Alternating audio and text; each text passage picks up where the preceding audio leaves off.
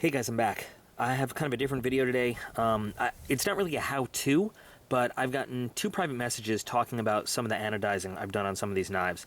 And I'm going to start, just by saying I'm not an expert at this. I don't qualify myself as an expert, but I was asked, but the question was, how do you, Doc P, do the anodizing? So I'm happy to show you how I personally do it, as long as everybody understands there are people that do this much better than me with different techniques. I'm just showing you how I personally have done, in the most rudimentary way, the anodizing that I do. So before I get to that though, there's one thing I kind of want to show off. My latest class graduates next week, but they got me what I think is one of the coolest appreciation gifts I've ever seen. But this right here is really special. This is a bottle of Frank Sinatra Select by Jack Daniel's. It's pretty hard to come by. It's very expensive. But this is what they got me as a thank you gift for everything I did while they were here over the last 9 months. But this bottle is amazing. So it's supposed to be the finest Jack Daniel's that you can possibly get your hands on. So this was a really, really nice token of their appreciation. At the graduation ceremony, I intend to crack this bottle open and have a drink with each one of them. Back to knives and anodizing. So one of the latest projects that I've done, and I put it on Instagram, and a lot of people have talked about this and expressed some interest in it. I did some custom work for a guy. He decided to pay me with an old Strider SNG he had in his collection for a while, and it's a really nice Strider. It's double-sided titanium gunner grip, which is really, really cool. Kind of a unique blade grind on it too. So what I did was I did an acid stonewash on the blade, and that came out really nice, but that's not even what's important. I did some flame blowtorch anodizing on both sides of the grip, and that's what people really like. I took some 1000 grit sandpaper and just kind of buffed up the raised areas, so you have that really cool contrast between the it's bead blast finish overall, and then you've got those really shiny raised areas. And then the barrel spacers I anodized too. So something else I did once upon a time was my own Sebenza 25, and you guys know how these come out of the box with sort of that just dull matte finish titanium, right? So this was done with a blowtorch as well. Did a little extra, tried to darken up the thumb studs. I feel like I messed them up because they were kind of the perfect blue. But now it's not perfectly even in terms of the depth of the color all the way through, but I really like it. Right, same kind of deal. As you can tell, I sort of like the almost tiger stripe effect of the anodizing and bronzing. I think that looks really cool. And I showed this on my very last video, an SMF with a lot of custom work, but my favorite part of it is the colors in this anodizing here. And on the camera screen that I'm looking at, it's not showing the true colors. I'm hoping when I put it on the computer and look, you'll really see. But this is very deep blue to purple with light blue in it, and then bronze gold color on the end. So anyway, all of this was done very basically with a handheld blowtorch. There are other ways to do this that give you more consistent results and even, flat, even color across the board using some of the electric systems. They're pretty expensive. They're pretty complicated to use. You got to have a lot of skill and a lot of setup. Using the blowtorch is very simple once you get the technique down there. The only problem is obviously you're playing with a blowtorch, so it's kind of a hazard, so you got to be careful. This right here is the tool that I use to do that anodizing. Nothing fancy. In fact, this tank has been sitting outside on the porch for a while, so I probably need to get that replaced. I'm almost out of gas on here. It's a very simple setup. Tank of gas, torch head.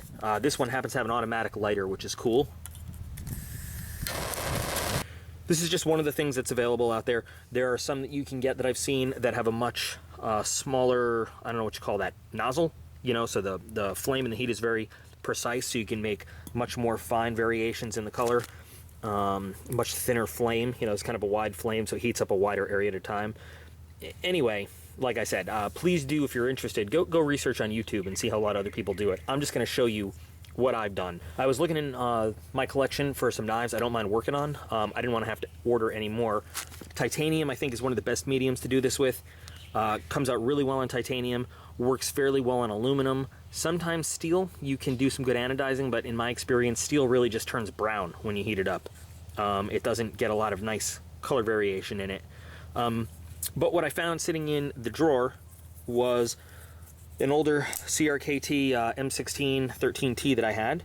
Right? What's cool about this is that it comes with titanium handles, which for the money you pay for it, to get titanium handles is pretty good. Now, I have to say I haven't really researched into this. I know it's titanium. I don't know the quality of it, so I don't know how it's going to work, but gives us a pretty good canvas for testing this stuff out on, right? So I'm going to anodize on this and show the process of how I do it. I'll probably do a striped kind of job like that. And again, not a how-to video. I'm not saying this is the way to do it. Just people asked, so I'm gonna go ahead and show you. All right, so I'm in a place I wouldn't normally do this. I just needed a place where I could put all the supplies somewhere and have a camera set up, and I easily record it and everything. So I'm actually just out on my back porch. So a couple other notes for doing anodizing. Number one, you want to make sure that the surface is completely clean, especially free of oils, lubricants, fingerprints, stuff like that, because they will scorch and actually leave a really nasty mark as you're doing this. So a couple options, just good old Windex right there. I prefer to use a little bit of acetone just to really clean the surface. Even if you're not going to use Windex to clean the surface, it's going to come into play later on, so it's good that we have it out there. And I mean, nothing special. Paper towel, a little bit of acetone right here, and we just kind of wipe down the surface to make sure it's nice and clean. So pretty easy. We're not worried about anodizing the back, so we can touch the back all we want. It's just the front and the edges here that we want nice and clean and free of any kind of contamination. A little pair of pliers is a real good way to make sure we don't touch the front surface. Sorry about the bad camera work here. The camera's in a really weird position for me to be able to use decent light, because as predicted, it did rain here in Florida, but I mean, predicting rain in Florida is like saying the sun will come up in the morning. But it's just kind of, anyway, a little bit awkward, but we'll make it work. As you're doing the anodizing, obviously you don't want to hold the thing because it's going to get really hot. So you can use a pair of pliers. I have this little jig thing that I use for acid dipping and Duracoating, and I'm going to use it now for anodizing too, because it's pretty simple. All we got to do is just position the item we have on it. There we go. Also make sure if there's any fibers on it, you want to get them off too. Warm up this whole piece. This is also going to evaporate any acetone we have left on there. And then we'll just pick a spot and we will heat. Takes a little while. And now if you want to do more of an even coverage of color across the whole thing, you want to sweep this torch up and down. I'm going to do kind of like the tiger stripe pattern.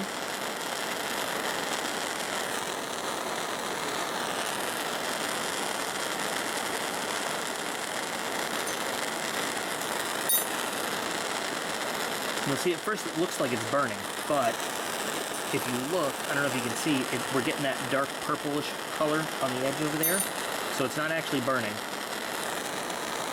So the first thing we're going to do is go from like kind of a burnt orange into that purplish color. I don't know if you can see it, purplish blue, right? I like it just a little bit lighter than that, so we're going to keep the heat going.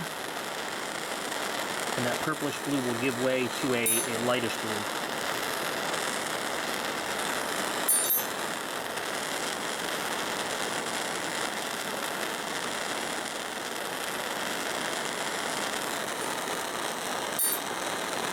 Looks pretty good, huh?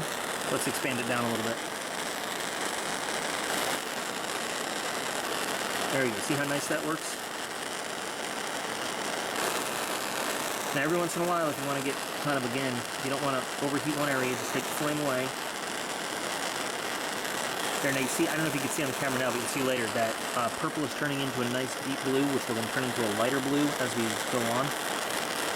The reason I'm moving it around like this is just so I can see the colors better. It has nothing to do with the technique or anything.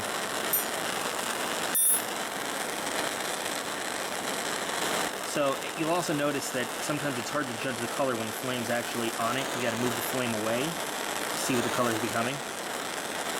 So that's getting that lighter color. Now if I keep going in that area, it's going to go from a very light kind of sky blue into a golden sort of yellowish color.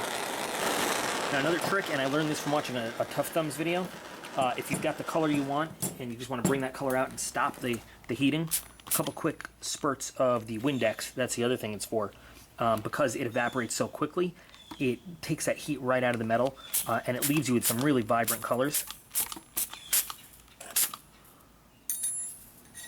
So this is actually going to look really, really nice when it's all done. I'm going to do a little bit more on the top, and then we're going to switch to the reverse handle. Something else you want to be aware of, corners edges and thin areas obviously will heat up faster than the thicker parts in the middle of the handle.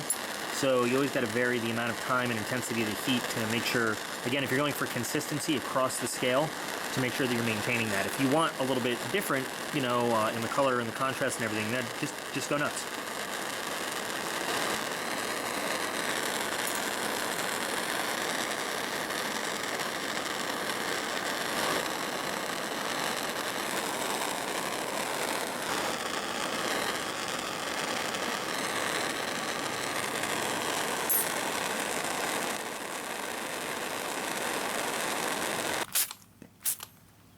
Give that a little cool down spray, get those colors nice and intense.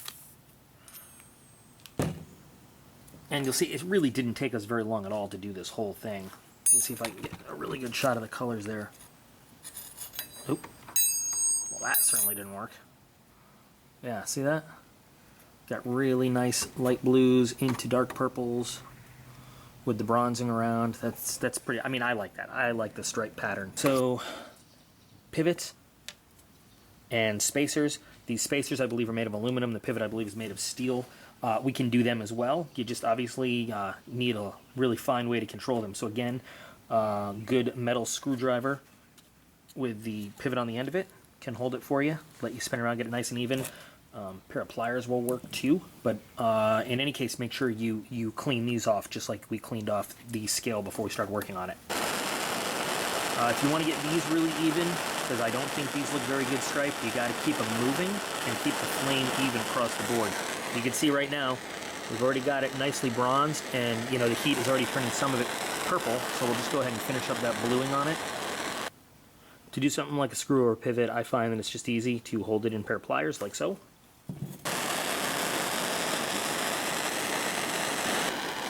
You also don't want to overheat the steel because, you know, if it has a heat treat, you could weaken it. So you saw how quickly we were able to do that, and we now have a really nice, very customized version of what I think is kind of a vanilla fluff, not a very nice knife. Honestly, not a big fan of a lot of CRKTs, but this one looks gorgeous. I really am a fan of it. Now you see here, where is it there, you can see sort of like a smudge in the color. That's just from me touching it. Another thing you'll learn about anodizing is that will happen as your finger oils interact with the metal and everything. It's not going to take the color away. It's just kind of can discolor it from time to time. So what you'll want to do is, again, just take your Windex, put it on a paper towel, and just kind of give it a quick buff, and it will return to the original colors that it was in the first place and look gorgeous all the time. There we go. Still flips great. Not a bad knife overall for the money. I got this in the desert, and it was about 30 bucks. I think if you were to buy it retail here in the States, it's, I don't know, 60, 70. Y'all know I'm a big fan of getting cool knives in the hands of cool people that appreciate them. What the hell, let's do an unscheduled giveaway, shall we? Yep, had to move inside. Rain got ridiculous, and then we got a tornado warning, which is awesome, but, you know, whatever. You live down by the beach, you're going to get some weather. It's just a fact of life. Anyway, so let's wrap this whole thing up. I think this knife came out beautiful. The colors are awesome. The different variations in the colors and, you know, the way it flows from one to the other is really cool. One of the cool things about doing anodizing like this is that all you're doing is you're changing the color. You are not changing the surface look of it all. So, for example, if it is a bead blasted finish, you're going to see the bead blast finish sort of beneath the color over there. So you get sort of a dull matte look like this one over here. If it's a really highly polished finish, you're going to get a really highly polished look underneath the color, like this knife. Yeah, all right. And if you've got a stonewash finish, you're going to see that stonewash peeking through. Now, I had stonewashed this Sebenza before I did the anodizing. You see all that stonewashing kind of texture through the color. It comes out really nice. You're still going to see this knife was carried for a while, and you can still see some faint scratches. It actually sort of has a stonewash sort of look in some of the areas on this because of the way the scratches are, so I'm not so concerned about it.